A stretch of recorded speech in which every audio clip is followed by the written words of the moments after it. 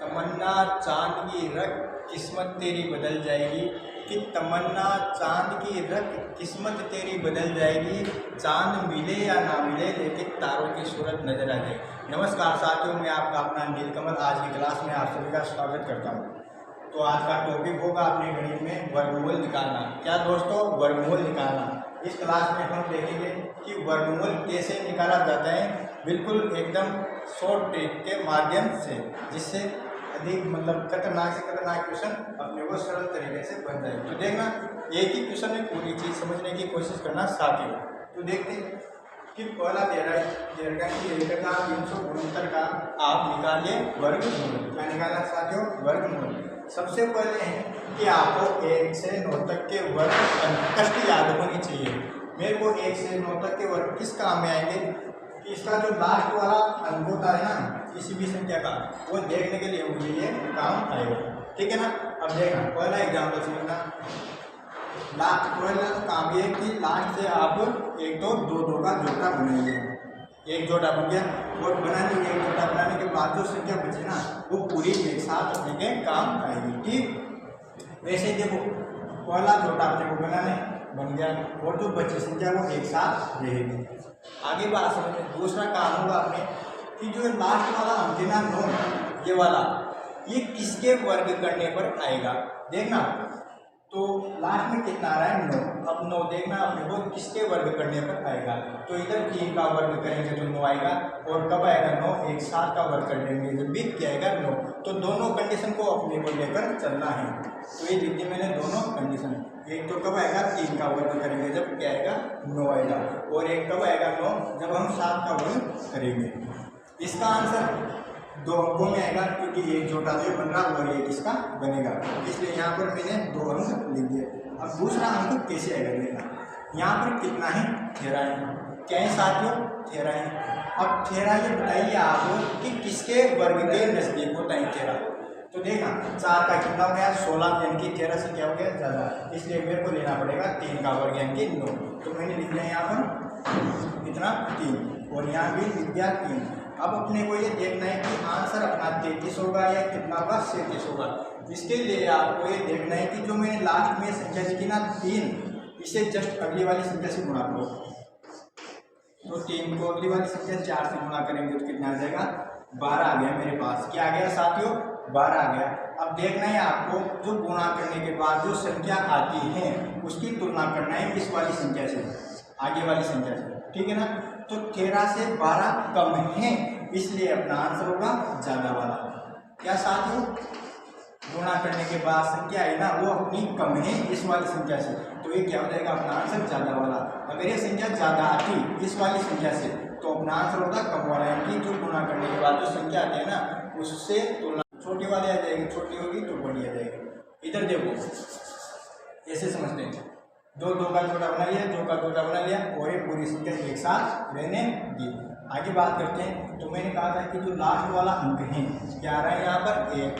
ये देखो आप किसके वर्ग करने पर आएगा? 1 तो वर्ग करने पर आएगा। 1 का वर्ग कितना होगा? 1, यानी कि 1 का वर्ग करने पर आ रहा है 1 तो 1, और कब आएगा? 1 9 का वर्ग करने पर। तो दोनों कंडीशन लिखना है अपने।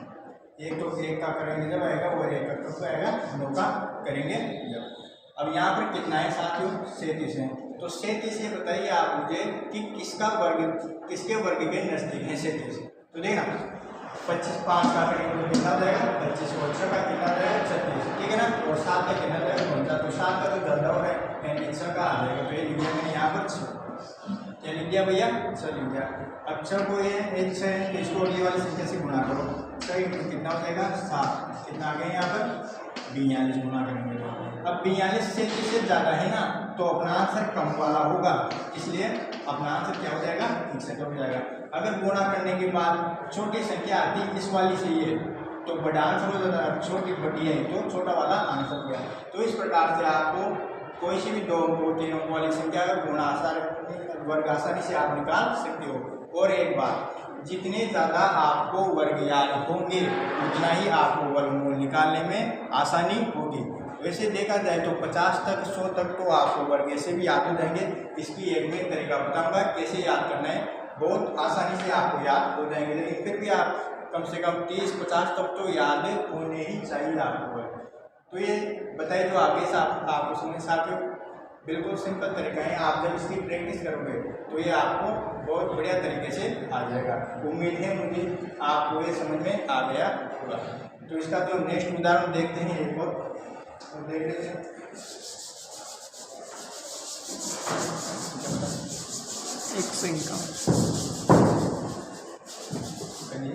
एक सौ इक्यावन 29 हाँ और ठीक। तो देखना दे रखा है अपने कि 15,129 का क्या निकालो आप वर्गमूल। क्या बताया था मैंने, लास्ट से 2 अंक का जोटा बनाइए और पूरी संख्या को एक साथ रखिए बची जो। लास्ट में कितना आ रहा है, 9 आ रहा है। अब आप देखो 9 किसके वर्ग करने पर आएगा, एक तो आएगा 3 का वर्ग करने पर और एक आएगा इसका 7 का वर्ग करने पर। तो दोनों कंडीशन लिखी मैंने, यहाँ तो लिख दिया मैंने 3 और यहाँ कितना लिख दिया 7, ठीक है ना। यहाँ क्या दे रखा है 151। अब 151 बताइए आप किसके वर्ग के नजदीक है। तो देखना 12 क्या दे रखा है कि 15,129 का आप निकालिए वर्गमूल। तो देखना सबसे पहले है लास्ट से 2 का जोड़ा बनाइए और जो बची संख्या वो एक साथ रहेगी, ठीक है ना। इधर भी ऐसा रहेगा, लास्ट से 2 का जोड़ा बनाएंगे और बची जो संख्या क्या रहेगी एक साथ रहेगी। अब ये है यहाँ पर कितना है, लास्ट वाला अंक 9 है। अब 9 देखना है कि किसका वर्ग करने पर आएगा। तो ये ना 9 आएगा, एक तो 3 का वर्ग करने पर 9 आएगा और एक तो आएगा 7 का वर्ग करने पर। ये लिख दिया मैंने यहाँ पर 3 और यहाँ लिख दिया 7, ठीक है ना। दोनों कंडीशन हो गए। अब देखना है 151 किसके वर्ग के नजदीक है। तो 12 का 144 होगा और 13 का जो वर्ग होगा ना वो 169 होगा। तो 13 का तो ज़्यादा हो गया इसलिए 12 का होगा। तो यहाँ मैंने लिख दिया 12। आ रहा है बात समझ के साथ। अब देखना 12 का हो गया। अब 12 को अगली वाली संख्या से गुणा करना है। तो 12 इंटू क्या करेंगे 13, ठीक है ना। अब देखना यहाँ से जब भी एक संख्या को अगली संख्या से गुणा करना होता है, जैसे 12 को 13 से, 15 को 16 से, 18 को 19 से, तो उसका तरीका है कि जो आगे वाली संख्या है ना कम वाली उसका वर्ग करके उसमें जोड़ो। कैसे देखना 12 का वर्ग कितना होगा 144 प्लस उसमें 12 जोड़ दो। ये काम करो, ये इसको गुणा करो बार बराबर है। मैं इसलिए बता रहा हूँ आपको तरीका, क्योंकि जब हम कंपटीशन देंगे बड़े बड़े एग्जाम तो उनमें डायरेक्ट ऐसे करना है, क्योंकि वर्ग तो आपको ऐसे भी याद करने होंगे 50 से, तो क्यों गुणा करें, डायरेक्ट देंगे ना। तो ये कितना हो जाएगा 156। कितना हो गया साथियों 156। अब 151 से 156 क्या है ज़्यादा है, इसलिए जो अपना आंसर होगा ना वो होगा कम वाला। तो इसमें कम कौन सा है 123 से 127, तो 123 है, इसलिए क्या हो जाएगा अपना आंसर, ठीक है ना। अगला देखते हैं साथियों, जोड़ा बना दे बची एक संख्या ये है। लास्ट वाला नियम देखना है किसका वर्ग करने पर आएगा। तो है ना इसकी क्या बनेगी 2 कंडीशन। अब 6 कब आएगा, जब हम किसका वर्ग करेंगे 4 का वर्ग करेंगे, जब भी क्या आएगा मेरे पास लास्ट में 6।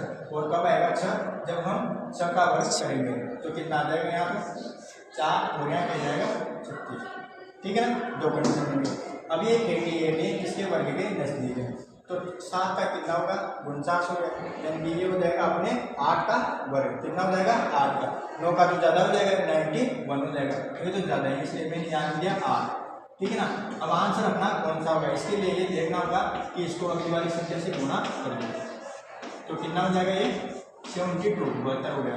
क्या हो गया साथियों 72।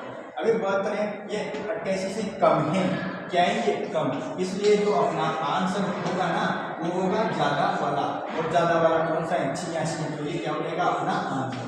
तो आपको कोई से भी क्वेश्चन कर लो आप, जितने वर्ग ज़्यादा याद होंगे उतना ही अपने को सरल आंसर निकालने में सरलता होगी। तो उम्मीद है मुझे ये समझ में आ गया होगा। समझ में आ गया हो तो चैनल को लाइक एंड सब्सक्राइब करें। राधे राधे क्लासेज का।